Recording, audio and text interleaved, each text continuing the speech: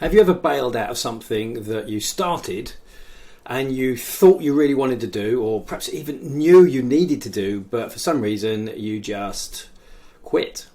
Well, don't worry, you're not the only one. It's a very, very common phenomenon. I literally was speaking with someone yesterday who did that very, very thing.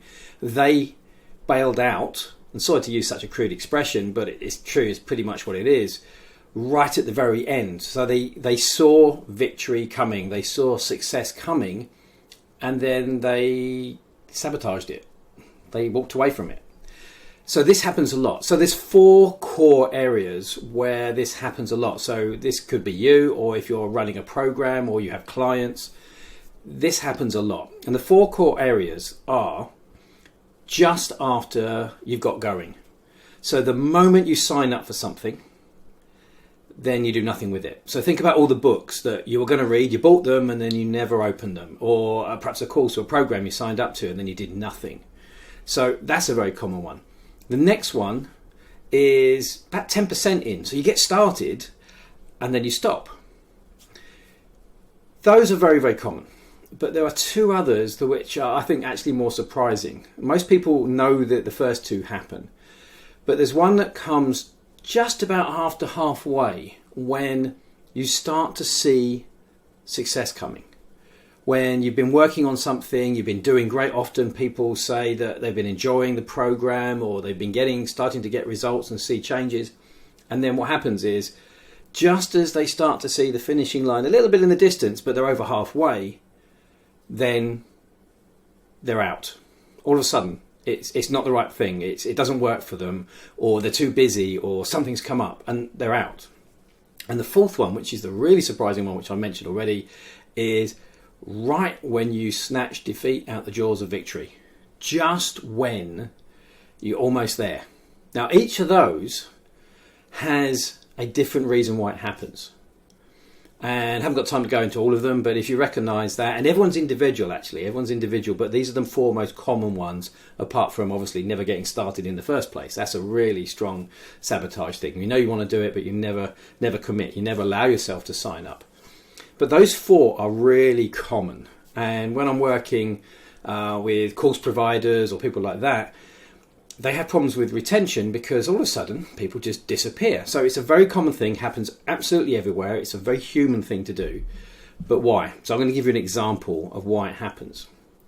This is somebody who snatched defeat at the jaws of victory. So they were in the last 10%, and they were an entrepreneur running, in the end, several businesses, one after the other. And none of them got over the line. And when I met them, they were on their 5th business.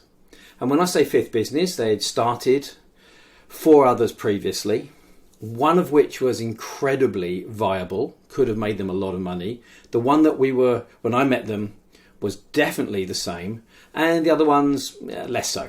So they weren't so good. But they had 2. The one I met them with was definitely could earn them a huge amount of money, and they'd already blown up another one that could have done the same. So I was just a bit puzzled by the behaviour I was starting to see, and I asked them very directly, what's going on? Why have you not allowed yourself to be successful? Because they were living in dire straits. They were really short of money. Their house needed repairs. All sorts of things was going on. So they were under real financial pressure, but they were starting to sabotage. To cut a long story short, there were 2 things that were going on. And I first noticed it when I asked them what they're going to do with the money, because there was a lot of money should be coming their way very soon. And their answer was, I'm going to give most of it away. And I was like, whoa. So this person had been for many years trying different things, being in real problems with money, but as soon as they got the money, they're going to give most of it away. Now, on the surface, you think, oh, that's very nice of them. They're going to give some to their family. But actually what it was is they had I don't deserve the money. That was the essence of their problem.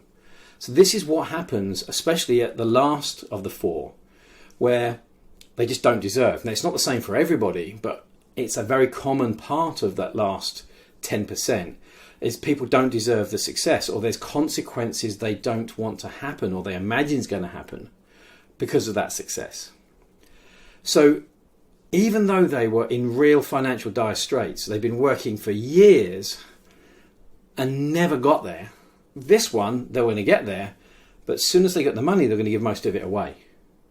So that's when I started to dig in a little bit and ask some questions. It doesn't take long to find out what the real reason is. With any person I work with, we can find it really fast. And it was that they shouldn't have that much money, which is crazy when you think about it logically, because it's not logical, that this person's been working so hard, they're into financial stress and had been for years, but they wouldn't let themselves have the money, so they kept sabotaging. Now, the other interesting thing, the other second part of this was, they had a belief, and this is what happens when I am working with people who keep sabotaging themselves. No matter where they sabotage themselves, wherever they bail out, there's always a reason.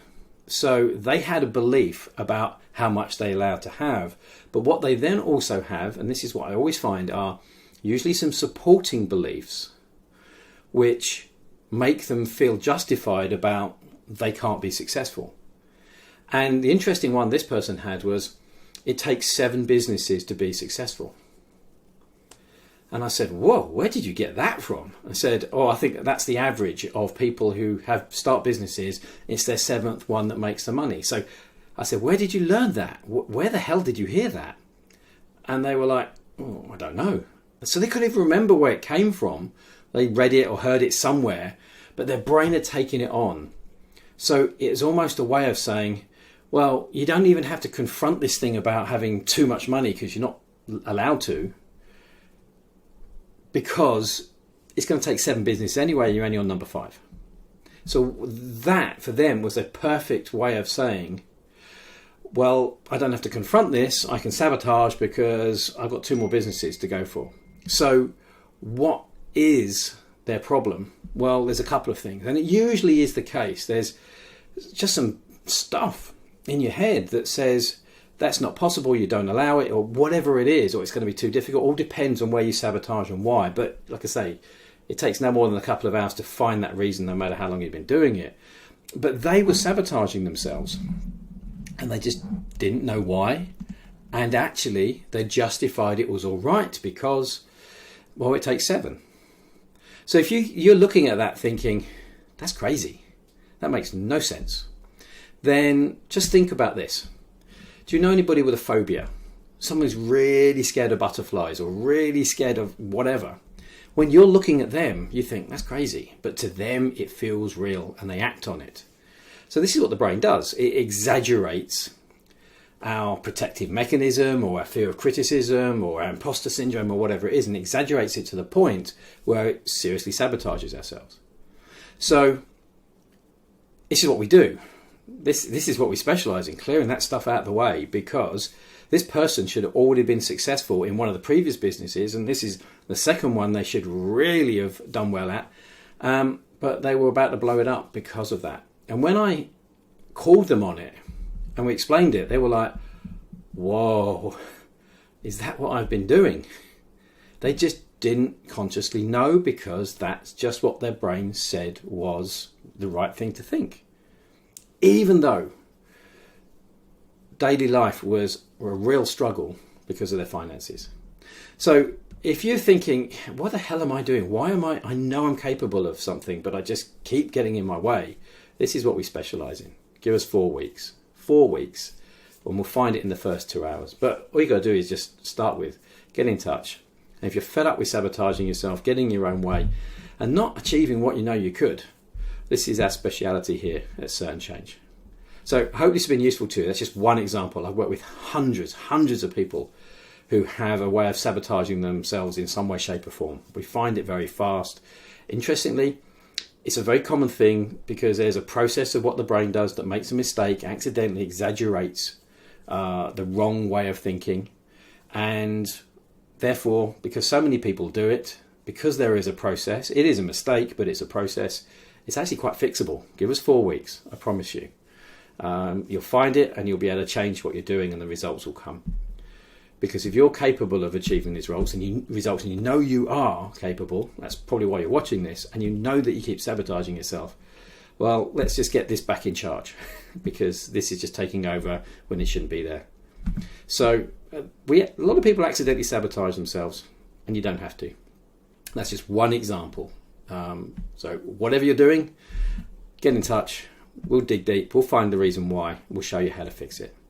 Thanks for your time, and I hope this has been really useful to you, and I hope to speak to you soon, because we love getting people who are capable of more, who get in their own way. We love solving that problem. We're really good at it, and that's what we love to do.